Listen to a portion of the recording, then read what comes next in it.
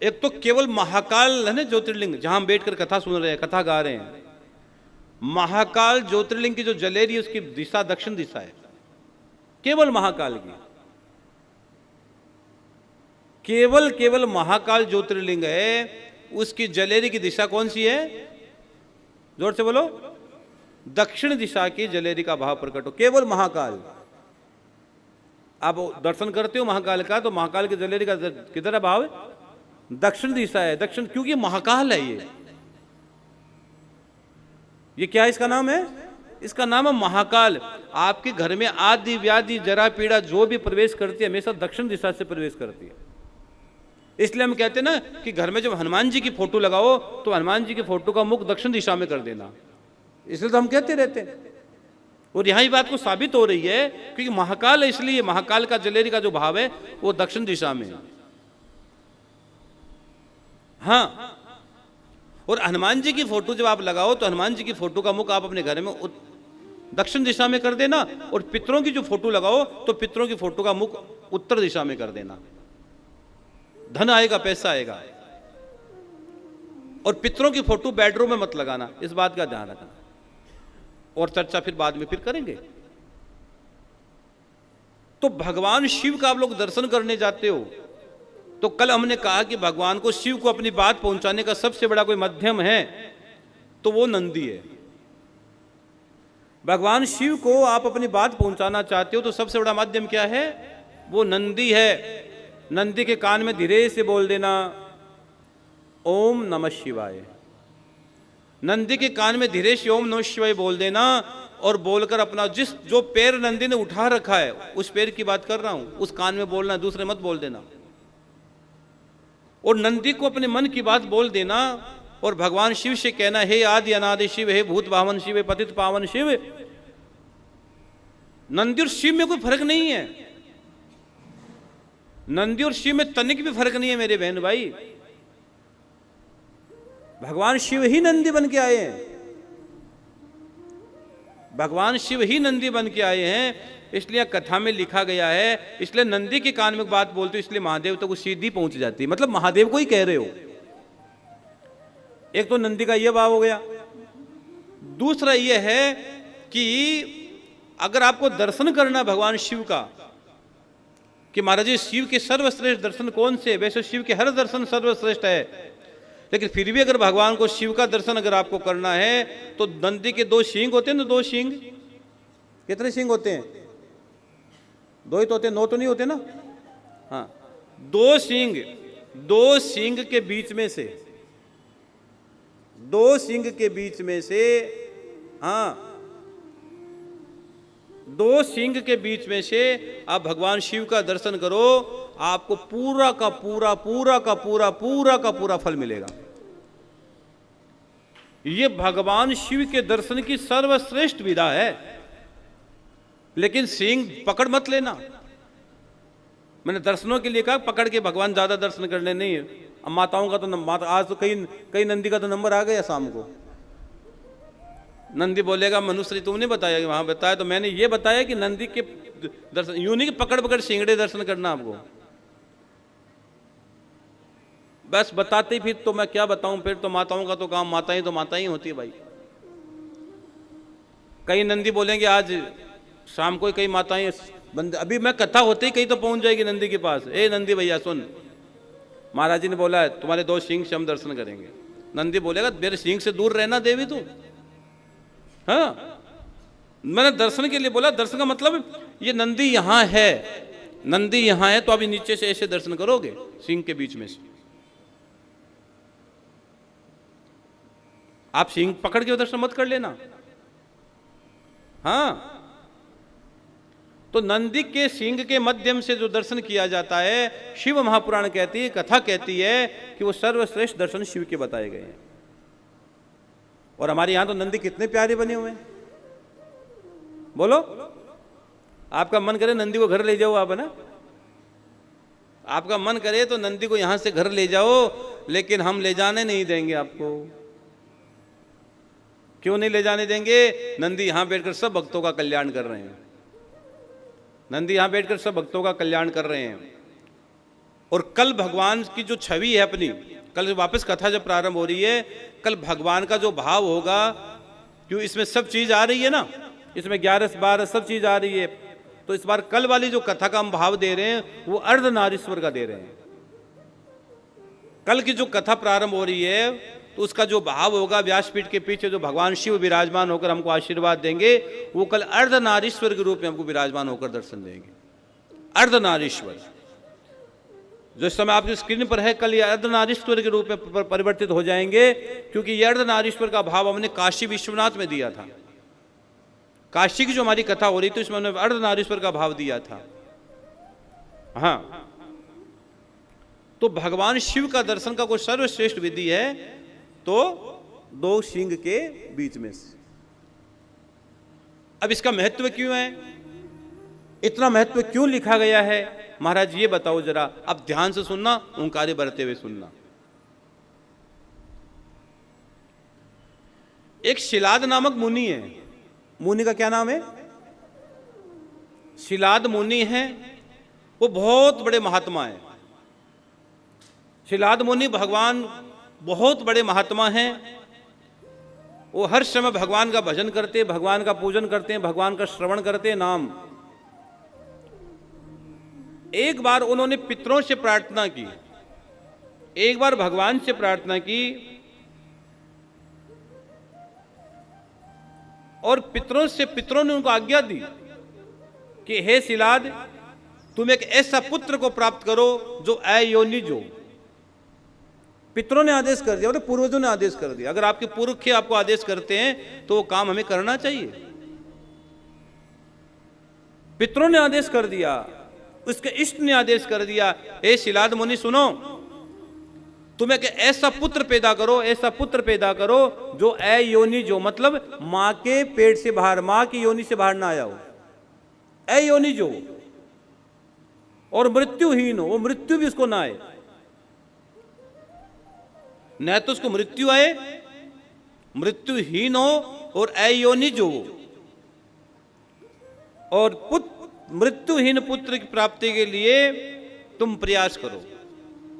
पितरों ने आदेश कर दिया कि ऐसे बेटे को पैदा करो जो मरे भी नहीं, अमर हो, और मां के पेट से भी नहीं आए। जैसे गोरखनाथ जी, गोरखनाथ जी मां के पेट से नहीं जन्मे, गुरु गोरखनाथ जी। राजस्थान के संत बहुत गाते हैं गुरु गोरखनाथ वाणी, तो कौन नहीं गाता, गोरखनाथ जी को कौन नहीं जानता। वो गाय के गोबर से पैदा हो गए थे। हाँ हाँ, गुरु गोरखनाथ जी के गुरु कौन? गोरखनाथ जी के गुरु कौन? मच्छिंद्रनाथ जी। अब एक बार मच्छिंद्रनाथ जी किसी के घर गए तो उसके घर में बेटा नहीं था, तो उससे कहा ले भस्म ले ले, तो तू ले ले, तेरे पुत्र हो जाएगा। और उसने वो भस्म ली नहीं, खाई नहीं। गोरखनाथ जी चले, मच्छिंद्रनाथ जी चले गए देकर। अब संत तो आपको कह सकता है कि तुम कर लो, नहीं करो तुम जानो, तुम्हारा काम जाने। हमसे लोग मिलने आते हैं, महाराज जी ये, हम तो कहते कर लो, नहीं करो तुम जानो, तुम्हारा काम जाने, मेरा काम बताना है। मैंने बता दिया, मैंने बता के छोड़ दिया। अब तुम करना है तो तुम जानो, नहीं करना तो तुम जानो। तो अब उसने, उस औरत ने क्या किया, वो बस जो बभूति थी वो खाई नहीं। संत ने कह दिया, मच्छिंद्रनाथ जी ने कहा बभूति खा लेना, तेरे घर बेटा हो जाएगा। अब भाई उसने क्या किया कि देख, उधर खाई नहीं, और उसने उसको गोबर में छुपा दिया, गोबर के अंदर छुपा दिया उसको। 12 महीने के बाद फिर मच्छिंद्रनाथ जी आए कि डोकरी सुन, वो छोरा कहाँ है, बच्चा कहाँ है। संत को तो भरोसा होता है, संत जो बोल देता है भरोसा होता है। संत तो संत होते हैं, उनको तो पता है किस चीज का क्या होना है। आपके लिए पर्दा है, संतों के लिए काहे का पर्दा है? संत तो मायाओं से बाहर जा चुके हैं, संसार की चीजों से संत बाहर है। जो संत कर रहे हो आपके लिए कर रहे हैं, अपने लिए नहीं कर रहे वो।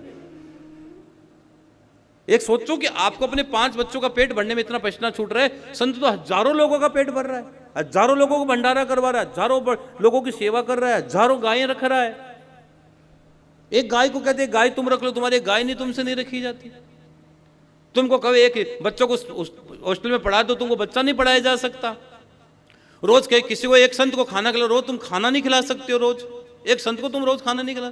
और संत तो हजारों लोगों का, इसलिए संत के तुमसे आशा नहीं रखते। संत आशा एक राम जी से, संतों की आशा परमात्मा से होती है। तो अब आप तो 5 बच्चों के पेट भरते तो ही सोचते हो आजकल बहुत महाराज जी बहुत टेंशन में। अरे काहे की टेंशन है यार? 5 बच्चों, अरे बहुत भयंकर टेंशन है महाराज जी, क्या करें, ये नौकरी छूट गई। अरे यार उधर देख, न कोई नौकरी है न कोई बात है, न कोई नौकरी है न कोई बात है। अकेला बेटा है संत और पूरी दुनिया घूम रही है आनंद के साथ, प्रसाद पाओ, आओ रहो आनंद करो। ये संतों की मस्ती है, तुम नहीं जान सकते। तुम तो केवल बगैर हार्ट की जीव उसके बारे में बोल जरूर सकते हो, लेकिन तुम उसकी हेल्प नहीं कर, सेवा नहीं कर सकते हो। संत इतना काम कर रहे हैं समाज के लिए, कौन कर सकता है? इसलिए संत जो बोले उसका अनुसरण करो, उसका पालन करो। अब अगर वो औरत उस समय मच्छिंद्रनाथ जी ने जो भस्म दी थी, विभूति दी थी, अगर वो खा लेती तो उनके घर में ऐसा बेटा पैदा होता, गुरु गोरखनाथ पैदा हो जाते उनके घर में। क्या बात करते वहां? लेकिन उसने नहीं खाया। अब नहीं खाया तो बहुत साल से पुत्र नहीं था, परेशान थी। संत गए, संत के चरणों में माथा रखा और संत ने कह दिया, संत ने धीरे से कह दिया कि ले खा लेना, तू खा लेना। उसने कहा मैं खा लूंगी, वो खाए नहीं और उसने उसको छुपा दिया, गाय के गोबर में छुपा दिया। और जैसे गाय के गोबर में छुपाया, 12 महीने के बाद फिर संत आए, मच्छिंद्रनाथ जी आए, आकर कहा ए सुन, ए वो बच्चा कहां है? उसने कहा कौन सा बच्चा? उसने कहा हो ही नहीं सकता, मैंने विभूति दी उससे बच्चा नहीं हो। ये भस्मी दी, कोई सामान्य भस्मी थोड़ी दी ना। उसने कहा कि मैं तो, बताओ वो भस्म तूने कहां रखी, वो विभूति कहां रखी? संत को बड़ी चिंता हो गई। उसने कहा मैंने ना इस गोबर में छुपा दी थी। तो उस समय गुरु मच्छिंद्र जी कहते हैं गोरखनाथ आजा। तो उसी समय गाय के गोबर से गोरखनाथ जी प्रकट हो जाते हैं, गोरखनाथ जी प्रकट हो जाते हैं। केवल एक भस्म से, विभूति से।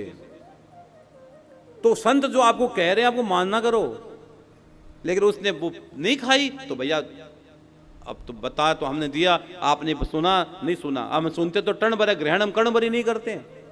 1 मिनट में हमारे भाव बदल जाते हैं, 1 सेकंड में हमारे भाव बदल जाते हैं। अगर आपके मुताबिक काम हो रहा है तो सब महात्मा जी सब बढ़िया है। अगर इस संत ने आपको डांट कर कह दिया उधर बैठ, तो 1 मिनट हो मेरे को कह दिया, मैं बहुत ज्यादा खास हूं महाराज जी का, मेरे को। अरे तुम समझ नहीं पाए संत कौन सी भाषा में तुझे डांट गए, तू नहीं समझ पाया संत ने कौन से आवरण में तुझे कह दिया। संतों का भाव अलग होता है, संत हर समय अलग अलग एनर्जी में रहते हैं। इसलिए मैं तो बारंबार कहता हूं समय संतों का ज्यादा वेस्ट मत किया करो, उनको अपना भजन करने दो। बहुत इंपॉर्टेंट काम हो तो उनसे मिलो, बहुत इंपॉर्टेंट काम हो तो चर्चा करो, नहीं उनका समय कभी वेस्ट मत किया करो। तुम तो अपना समय वेस्ट करने चले जाते हो, चलो जाके आ जाते, ऐसा मत किया करो। संतों का समय बहुत कीमती है मेरे बहन भाई, बहुत कीमती है। हाँ, मेरे से तो भारत के बड़े बड़े लगभग सब संत महात्मा जुड़े हुए हैं। मैं तो जानता हूं समय की कीमत क्या है, संतों की कीमत क्या है। एक एक सेकंड संतों की कीमत है, एक सेकंड। इसलिए संत जो बताते वो किया करो। तो हमने बताया शाम को 6 से 7 यूट्यूब पर आज आपको प्रश्न उत्तर करने, जो भी आपको करना कर लेना। हाँ, और एक हमने विशेष और बताया कि कल से वापस ही महापुराण की कथा प्रारंभ हो रही है। फिर मत कहना मनुष्य ने बताया नहीं, फिर मत कहना महाराज जी ने बताया नहीं, महाराज जी ने किया नहीं। हम बता रहे हैं कल से फिर शिव महापुराण की, गणेश पुराण की, ये पूरे महीने पोथी चलेगी, पूरे महीने पोथी चलेगी। तो नाम और गोत्र भेज दीजिए तुरंत, और एक पोथी शिव के नाम, अपनी इष्ट देवता और कुल देवी के नाम अभी इसी वक्त करवा लीजिए। सावन का 7 दिन चलेगा, पता ही नहीं लगा। हाँ, तो पितरों ने कहा कि ऐसे बेटे को पैदा करो जो अयोनिज हो और मृत्युहीन हो। उन्होंने कहा ठीक है। अब पितरों ने जब आदेश कर दिया, बड़ों ने जब आदेश कर दिया, गुरुओं ने जब आदेश कर दिया, तो अकट्य होता है। तो इसके लिए क्या किया जाए? तो जो शिलाद मुनि है वो उन्होंने इंद्र की पूजा करनी प्रारंभ कर दी। किसकी पूजा? इंद्रदेव की पूजा करनी प्रारंभ कर दी। खूब इंद्रदेव का तप किया, खूब भजन किया। इंद्रदेव प्रकट हो गए। इंद्रदेव ने पूछा, बोलो भाई, बोलो शिलाद मुनि क्या चाहते हो? कि मैं ऐसा बेटा चाहता हूं जो मृत्युहीन हो, जो अयोनिज हो, जो उसको मृत्यु भी नहीं आए, और अयोनिज, जो मां के पेट से भी बाहर ना आए, मां के गर्भ से उसका जन्म नहीं हो।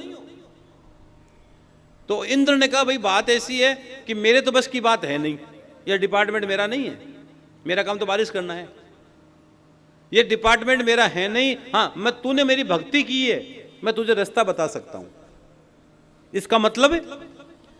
इसका मतलब यह है कि जिंदगी में कोई भी भजन कभी व्यर्थ नहीं जाता है। आपने जिंदगी में एक नाम भी कभी पुकारा हो, कभी भी पुकारा हो, वो नाम कभी व्यर्थ नहीं जाता, कभी व्यर्थ नहीं जाता है। अब इंद्र के पास व्यवस्था तो नहीं थी ऐसी, लेकिन इंद्रदेव ने रास्ता बता दिया। अगर आप भजन करोगे किसी देवता का, तो जहां से आपको कुछ मिलना होगा, वो देवता आपको रास्ता बता देंगे। आप राम राम राम राम राम राम राम सारे दिन करते हो, तो राम स्वयं रास्ता बता देंगे आपको। आप कृष्ण कृष्ण कृष्ण कृष्ण कृष्ण करते हो, तो कृष्ण ही आपको रास्ता बता देंगे। आप शिव शिव शिव करते हो, तो शिव ही आपको रास्ता बता देंगे। आपको कोई दूसरे रास्ते भी जाने की जरूरत ही नहीं है। लेकिन एक साधे सब सदे, और सब साधे सब जाए। एक को पकड़ो, क्योंकि मेरे गुरुदेव भगवान हमेशा कहते हैं कि जितनी भी नदियां हैं ना, जितनी भी नदियां, ये सब की सब नदियां अंत में समुद्र में जाकर मिल जाएगी। नदियों का ठोर क्या है? समुद्र है। अंत में सब की सब नदियां समुद्र में चली जाएगी। आप कोई भी भजन करो, अंत में परमात्मा तक वो भजन पहुंच जाएगा। जो तुम्हें मर्जी हो बोलो, लेकिन बोलो, वो बोलो। तो इंद्रदेव ने रास्ता बता दिया। जैसे गुरु आपको रास्ता बताता है कि तुम ये कर लो, तुम ये कर लो, तुम ये कर लो, रास्ता बताता है। तो रास्ता बता दिया गुरु ने, इंद्र ने रास्ता बता दिया कि काम करो, तुम शिव की पूजन करो। शिव चाहे तो सब कुछ हो सकता है। अरे भैया, कोई देव ऐसा है जो अकाल मृत्यु का भी हरण कर सकता, वो शिव है। दुनिया में तुम्हारी अकाल मृत्यु का कोई हरण नहीं कर सकता, कोई भी तुझे दे नहीं सकता। शिव से दानी कोई नहीं है। इसलिए मेरे श्याम बाबा को भी 3 बाण देने के लिए भगवान शिव और शक्ति की ही पूजा करनी पड़ी है। मेरे श्याम बाबा ने जब भगवान कृष्ण के चरणों में प्रणाम किया द्वारिका में जाकर, तब भगवान श्री कृष्ण ने कहा, जाओ तुम शिव और शक्ति का पूजन करो। 3 बाण तुम्हें चाहो। भगवान श्याम बाबा के गुरु भगवान कृष्ण है। चाहते तो भगवान कृष्ण भी दे सकते थे, लेकिन भगवान श्याम बाबा को शिव की झोली में डाला, कि शिव दानी है। शिव क्या है? शिव दानी है। इसलिए दानी की झोली में डाला कि जा तू भजन कर शिव का, शिव प्रसन्न हो जाएंगे तो सब कुछ दे देंगे। और शिव ने वो 3 बाण श्याम बाबा को दे दिए। 3 बाण श्याम बाबा को दे दिए। और अंत में शीश का दान कृष्ण ने मांग लिया, क्योंकि दानी के पास खड़े थे ना 3 बाण। तो यहां कथा में लिखा गया है, यहां भगवान शिव की झोली में डाल दिया। किसको? इंद्र ने। किसको डाल दिया? जोर से बोलो। शिलाद मुनि को डाल दिया। शिलाद मुनि से कहा कि तू भगवान शिव का भजन करो, सब कुछ अच्छा हो जाएगा, सब हैप्पी हैप्पी हो जाएगा। क्या हो जाएगा? सब हैप्पी हैप्पी हो जाएगा। अब भाई शिलाद मुनि ने भगवान शिव का तप करना प्रारंभ किया। ध्यान से सुनना मेरे बहन भाई, कथा बहुत अद्भुत है। इतना शिव का तप किया, भगवान शिव का इतना भजन किया, इतना भजन किया, इतना भजन किया, इतना भजन किया। किसने? शिलाद मुनि ने भगवान शिव का भजन किया। तो भगवान शिव प्रसन्न हो गए। भगवान शिव प्रसन्न हो गए, महाकाल प्रसन्न हो गए। और जब भगवान शिव प्रसन्न हो गए, और शिव अकेले नहीं आए, शिव मां पार्वती सहित आए, मां भवानी सहित आए, आद्य शक्ति त्रिपुर सुंदरी सहित भगवान शिव आए। भगवान शिव बड़े प्रसन्न हो गए। अरे सबसे जल्दी खुश होने वाले देवता भी भगवान शिव है। तो भगवान महादेव जब प्रसन्न हो गए, तो यहां कथा में लिखा है, महादेव जब पधारे तो उस समय वो समाधि में थे। कौन? शिलाद मुनि। जैसे ध्रुव उस समय भगवान का तप कर रहे थे यमुना के तट पर, तो भगवान को देखकर भी ध्रुव जगा नहीं, ध्रुव की समाधि नहीं टूटी, ध्रुव की साधना नहीं टूटी। तो अंत में भगवान ने जिस छवि का ध्यान ध्रुव कर रहे थे उस छवि को भगवान ने हटा दिया, और जैसे वो छवि हटी ध्रुव छटपटाने लगा, और जैसे आंखें खुली तो सामने नारायण खड़े थे, तो नारायण खड़े थे। हाँ, जैसे ही वो छवि हटी छटपटाने लगे, छटपटाने लगे, वो छवि हटी छटपटाने, जोर जोर से छटपटाने लगे ध्रुव।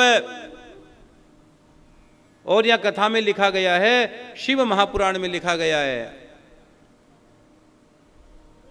शिव महापुराण में स्पष्ट लिखा गया है, शिलाद मुनि ने भगवान शिव के चरणों में प्रणाम किया, भगवान शिव के चरण पकड़ लिए, भगवान शिव के चरण पकड़ लिए, भगवान शिव ने उसकी पीठ थपथपाई। जैसे ही भगवान शिव ने उसकी पीठ थपथपाई तो शिव महापुराण में लिखा है, भाव और श्रद्धा से लिखा, जैसे भगवान शिव ने उनकी पीठ थपथपाई और उन्होंने भगवान शिव की ओर देखा, ओ हो, हे महाकाल, हे शिव, इंद्र ने सच कहा है कि आप आशुतोष हो, आप अवडरदानी हो, अम्मा आपका दर्शन करके धन्य हो गया, मैं आपका दर्शन करके निहाल हो गया। एक कालों के काल महाकाल, मैं तेरी शरण में आया हूं, मैं तेरी शरण में आया हूं। भगवान शिव से कहते, वो भगवान शिव से कह रहे हैं,